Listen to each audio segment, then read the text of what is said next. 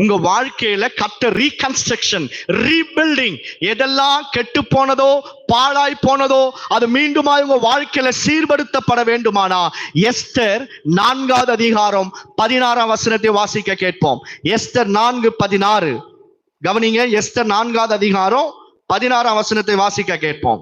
நீ போய் சூசானில் இருக்கிற யூதரை எல்லாம் கூடி வர செய்து 3 நாள் அள்ளும் பகலும் புசியாமலும் குடியாமலும் இருந்து எனக்காக உபவாசம் பண்ணுங்கள். நானும் என் தாதிமாரும் உபவாசம் பண்ணுவோம். இப்பதமாய் சட்டத்தை மீறி ராஜாவிடத்தில் பிரவேசிப்பேன். நான் செத்தாலும்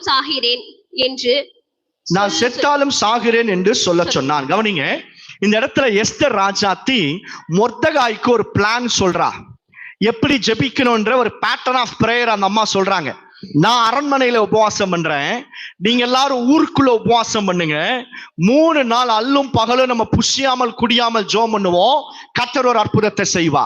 இப்ப பாருங்க, ஆமான் என்கிறவன் எழும்பி யூதா குலத்தையே நாசமாக்கும்படி பாழாக்கும்படியாக எழும்புகிறான்.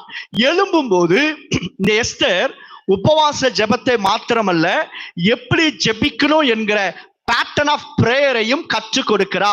எப்படி வேணாலும் ஜெபிக்கிறது இல்ல, ஒவ்வொரு பிரச்சனைக்கும் எப்படி ஜெபிக்க வேண்டும் என்று பரிசுத்த ஆவியானவர் நமக்கு சொல்லிக் கொடுப்பா.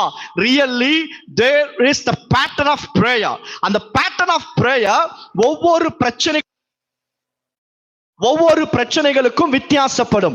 அப்படி வித்தியாசப்படும் போது எப்படி ஜெபிக்கணும், எப்படி உபவாசிக்கணும், வெறும் தண்ணி மாத்திரம் குடிக்கணுமா, உபவாசிக்கணுமா, இல்ல நான் மட்டும் தனியா உபவாசிக்கணுமா, சபையோடு சேர்ந்து உபவாசிக்கணுமா, எப்படி உபவாசிக்கணும் என்று சொல்லி கர்த்தருடைய ஆவியானவர் பேட்டர்ன் ஆஃப் பிரேயரை நமக்கு கற்றுக் கொடுப்பார்.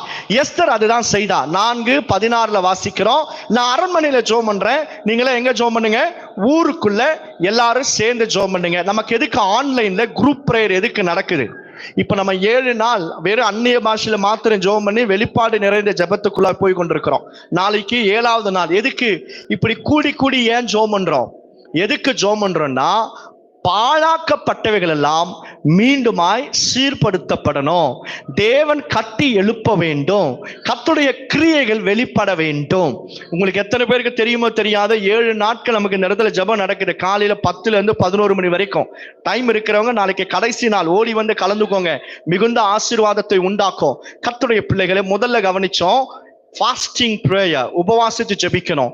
2வது குரூப் பிரேயர், உனக்காக ஜெபிக்கிறதுக்கு ஒரு குழு இருக்கணும்.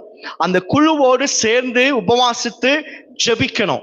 3வது பாருங்க, வேதத்துல வாசிக்கிறோம். 1 சாமுவேல் 3:8 வசனத்தை வாசிக்க கேட்போம். 1 சாமுவேல் 30வது அதிகாரம் 8வது வசனம். தாவீது கர்த்தரை நோக்கி நான் அந்த தண்டை பின்தொடர வேண்டுமா, அதை பிடிப்பேனா என்று கேட்டான். அதற்கு அவர் அதை பின்தொடர், அதை நீ பிடித்து சகலத்தையும் திருப்பிக் கொள்வாய் என்றார். சொல்லுங்க, சகலத்தையும் திருப்பிக் கொள்வாய். இப்போ பாருங்க, அமலேக்கியன் வரான். தாவீதுக்கு சொந்தமானது எல்லாத்தையும் பாழாக்கிட்டான், ஒண்ணுமே கிடையாது. எல்லாத்தையும் நெருப்பினால சுட்டெரிச்சிட்டான். அவனுடைய மனைவி பிள்ளைகள் எல்லாரும் சிறைப்பிடித்து கொண்டு போயிட்டான். நீங்க தாவீதுடைய சரித்திரத்தை கவனிச்சீங்கன்னா, தாவீது ஒரு பெரிய யுத்த வீரன், பராக்கிரமசாலி. தாவீதுக்கு எல்லா ஆயுதத்தையும் வைத்து சண்டை போடுறதுக்கு தெரியும். இதே தாவீது இடத்துல நம்ம இருந்தோம்னா என்ன செய்வோம்? குதிரையை ஏறா, கத்தியை ஏறா, எல்லாரையும் கூட்டுறா அப்படின்ட்டு சண்டைக்கு போயிருப்போம். தாவீது என்ன பண்ணாரு பாருங்க, 8ஆம் வசனத்துல அவன் மனைவி பிள்ளைகள் எல்லாரும் சிறைப்பிடித்து கொண்டு போயிருக்கிறான். எல்லாமே பாழாயிடுச்சு. பட் ஸ்டில் தாவீது கர்த்தரிடத்துல கேட்கிறான், ஷால் ஐ கோ, நான் போகலாமா? Can I go, can I do, can I fight, நான் சண்டை போடலாமா, நான் பின்தொடரலாமா என்று சொல்லி கர்த்தரிடத்துல பெர்மிஷன் கேட்கிறான். ஹல்லேலூயா. பல நேரத்துல நம்ம ஆண்டவர்கிட்ட என்ன கேட்க மாட்டோம்? பெர்மிஷன் கேட்க மாட்டோம். இன்ஃபர்மேஷன் சொல்லுவோம். ஆண்டவரே, இந்த டேட்ல கல்யாணம் வச்சிருக்கிறோம், நீங்க வந்துரும் அப்படின்னுவோம். ஆண்டவரே, நான் போறேன், நீர் வாரும் அப்படின்னுவோம். ஆண்டவரே, நான் இதை தொடங்குறேன், நீர் ஆசீர்வதியும்னு சொல்லுவோம்.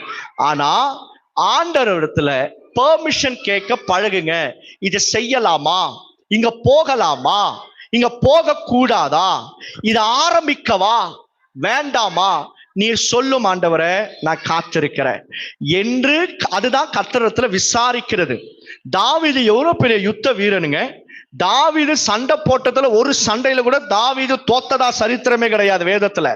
அப்படிப்பட்ட மகா பெரிய யுத்த வீரன் கேட்கிறான், ஆண்டவரே shall I go, நான் போகலாமா, shall I fight, நான் போய் அவங்களோடு கூட யுத்தம் பண்ணலாமா என்று சொல்லி ஆண்டவரத்தை விசாரிக்கிறான்.